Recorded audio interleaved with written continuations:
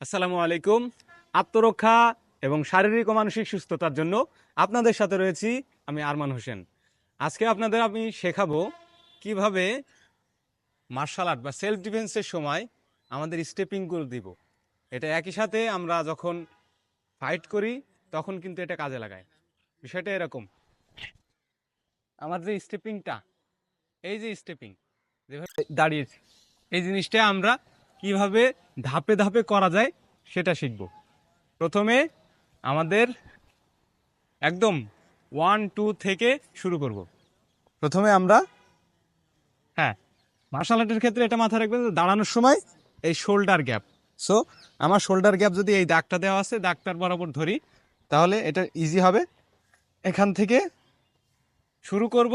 প্রথমে পা ক্লোজ, হাঁটু ক্লোজ, ডাউন। আমি ডাউন যেটা হয়েছি এটা আর আপ হবে না, এটা মাথায় রেখে সামনে যাব। সামনে যাওয়ার ক্ষেত্রে পা সাইডে যাবে, 1 2। এই যে আমি যখন আসলাম, আসার ক্ষেত্রে কিন্তু দাঁড়িয়ে যায় নাই। তো এটা মাথায় রেখে দ্বিতীয় ধাপগুলো সম্পূর্ণ করব।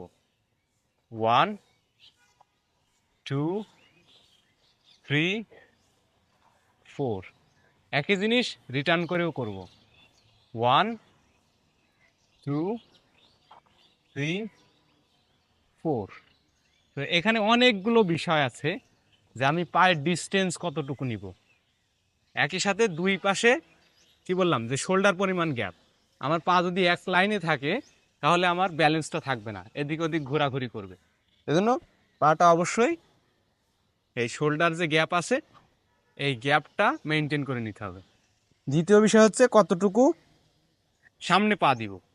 বিষয় হচ্ছে পা কোনো রকমভাবে সামনে দিলাম, দিয়ে ওখান থেকে হাঁটুটা নামাবো। হাঁটুটা নামায় যার যার 1 বিঘত পরিমাণ সামনে অপোজিট পাটা থাকবে। অর্থাৎ আমার পা বেশিও যাবে না, আবার ক্লোজও থাকবে না। এখান থেকে 1 বিঘত নিয়ে এই বরাবর যে দাগ, এই এখানে আর। সো এটা অবশ্যই মাথায় রাখবো, সামনের পায়ের পাতাটা সোজা থাকবে। এটা বাইরে থাকলে দিস ইজ ডেঞ্জার, এখান থেকে চাপ পড়লে হয়তো ঘুরে যেতে পারে। সেজন্য সবসময় মাথা রাখবো এটা সোজা। পিছনের পা 45 ডিগ্রি, সর্বোচ্চ 45 ডিগ্রি অ্যাঙ্গেল এবং সোজা, এর মাঝখানে রাখতে হবে। হ্যাঁ, অনেকের পায়ের মাসেল অনুসারে এটা ডিফারেন্স হয়। দ্বিতীয় বিষয় হচ্ছে পা এরকম বাঁকা থাকবে না, এটা টাইট।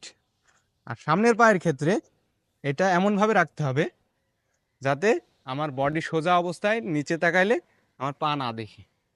সো পাটা এভাবে রাখা যাবে না, আবার বেশি নামা যাবে না, সোজা।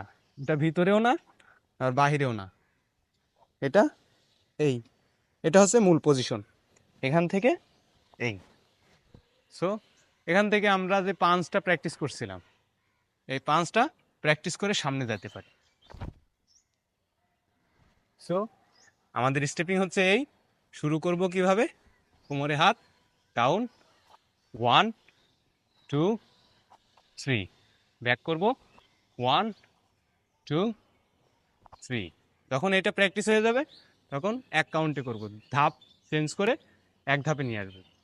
1 2 3। তো আজকের ক্লাস এই পর্যন্ত। আপনারা অবশ্যই এটা দেখে দেখে প্র্যাকটিস করবেন। ধন্যবাদ।